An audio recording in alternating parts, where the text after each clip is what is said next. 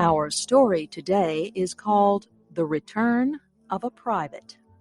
It was written by Hamlin Garland. Here is Harry Monroe with our story. The soldiers cheered as the train crossed the border into the state of Wisconsin.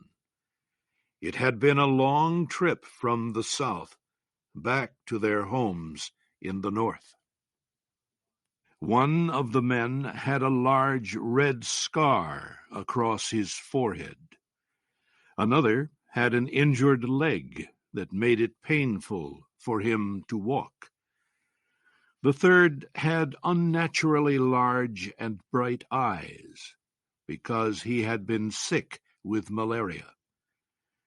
The three soldiers spread their blankets on the train seats and tried to sleep. It was a cold evening, even though it was summertime.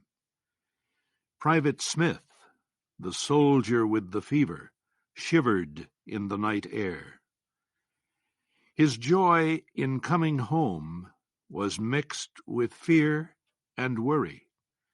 He knew he was sick and weak. How could he take care of his family?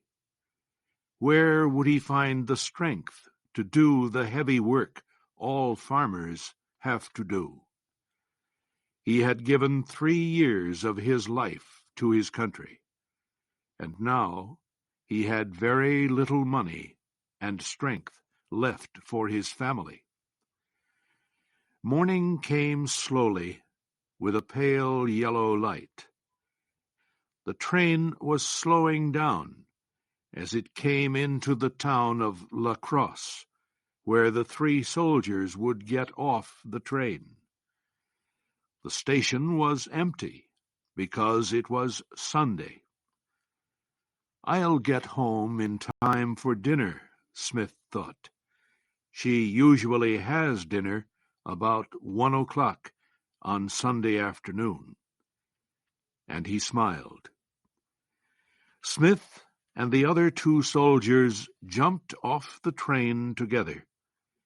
"Well, boys," Smith began, "here's where we say goodbye. We've marched together for many miles. Now, I suppose, we are done." The 3 men found it hard to look at each other. "We ought to go home with you," one of the soldiers said to Smith. "You'll never be able to walk all those miles with that heavy pack on your back." "Oh, I'm all right," Smith said, putting on his army cap. "Every step takes me closer to home." They all shook hands. "Goodbye. Good luck. Same to you. Goodbye." Smith turned and walked away quickly. After a few minutes, he turned again and waved his cap. His 2 friends did the same. Then they marched away with their long, steady soldier's step. Smith walked for a while, thinking of his friends. He remembered the many days they had been together during the war. He thought of his friend Billy Tripp, too. Poor Billy. A bullet came out of the sky one day and tore a great hole in Billy's chest. Smith knew he would have to tell the sad story to Billy's mother and young wife. But there was little to tell. The sound of a bullet cutting through the air, Billy crying out, then falling with his face in the dirt. The fighting he had done since then had not made him forget the horror of that moment when Billy died. Soon the fields and houses became familiar. Smith knew he was close to home. The sun was burning hot as he began climbing the last hill. Finally, he reached the top and looked down at his farm in the beautiful valley. He was almost home. Mrs. Smith was alone on the farm with her 3 children. Mary was 9 years old, Tommy was 6, and little Teddy had just turned 4. Mrs. Smith had been dreaming about her husband when the chickens awakened her that Sunday morning. She got out of bed, got dressed, and went out to feed the chickens. Then she saw the broken fence near the chicken house. She had tried to fix it again and again. Mrs. Smith sat down and cried. The farmer, who had promised to take care of the farm while her husband was away, had been lazy and dishonest. The first year he shared the wheat with Mrs. Smith, but the next year he took almost all of it for himself. She had sent him away. Now the fields were full of wheat, but there was no man on the farm to cut it down and sell it. 6 weeks before, her husband told her in a letter that he would be coming home soon. Other soldiers were returning home, but her husband had not come. Every day she watched the road leading down the hill. This Sunday morning she could no longer stand being alone. She jumped up, ran into the house, and quickly dressed the children. She carefully locked the door and started walking down the road to the farmhouse of her neighbor, Mrs. Gray. Mary Gray was a widow with a large family of strong sons and pretty daughters. She was poor, but she never said no to a hungry person who came to her farm and asked for food. She worked hard, laughed often, and was always in a cheerful mood. When she saw Mrs. Smith and the children coming down the road, Mrs. Gray went out to meet them. "Please come right in, Mrs. Smith. We were just getting ready to have dinner." Mrs. Smith went into the noisy house.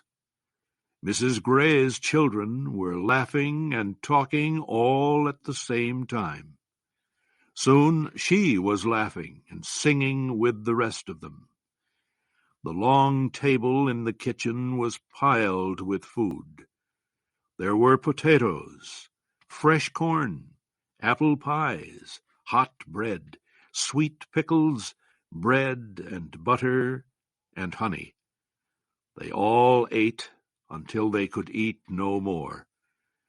Then the men and children left the table. The women stayed to drink their tea. "Mama," said one of Mrs. Gray's daughters, "please read our fortunes in the tea leaves. Tell us about our futures." Mrs. Gray picked up her daughter's cup and stirred it first to the left, then to the right. Then she looked into it with a serious expression. "I see a handsome man with a red beard in your future," she said. Her daughter screamed with laughter. Mrs. Smith trembled with excitement when it was her turn.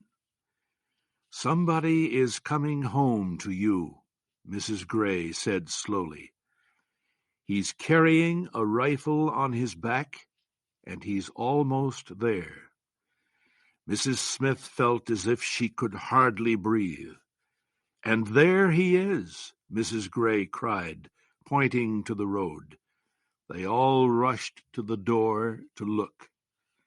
A man in a blue coat, with a gun on his back, was walking down the road toward the Smith farm. His face was hidden by a large pack on his back. Laughing and crying, Mrs. Smith grabbed her hat and her children and ran out of the house. She hurried down the road after him, calling his name and pulling her children along with her. But the soldier was too far away for her voice to reach him. When she got back to their farm, she saw the man standing by the fence. He was looking at the little house and the field of yellow wheat. The sun was almost touching the hills in the west. The cowbells rang softly as the animals moved toward the barn. How peaceful it all is, Private Smith thought. How far away from the battles, the hospitals, the wounded, and the dead.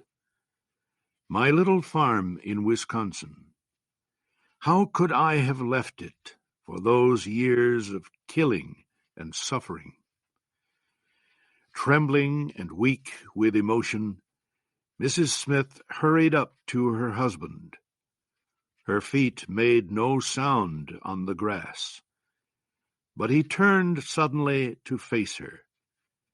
For the rest of his life, he would never forget her face at that moment. "Emma," he cried. The children stood back, watching their mother kissing this strange man. He saw them, and kneeling down, he pulled from his pack 3 huge red apples. In a moment, all 3 children were in their father's arms. Together, the family entered the little, unpainted farmhouse. Later that evening, after supper, Smith and his wife went outside. The moon was bright above the eastern hills. Sweet, peaceful stars filled the sky as the night birds sang softly and tiny insects buzzed in the soft air. His farm needed work. His children needed clothing. He was no longer young and strong, but he began to plan for next year. With the same courage he had faced the war, Private Smith faced his difficult future.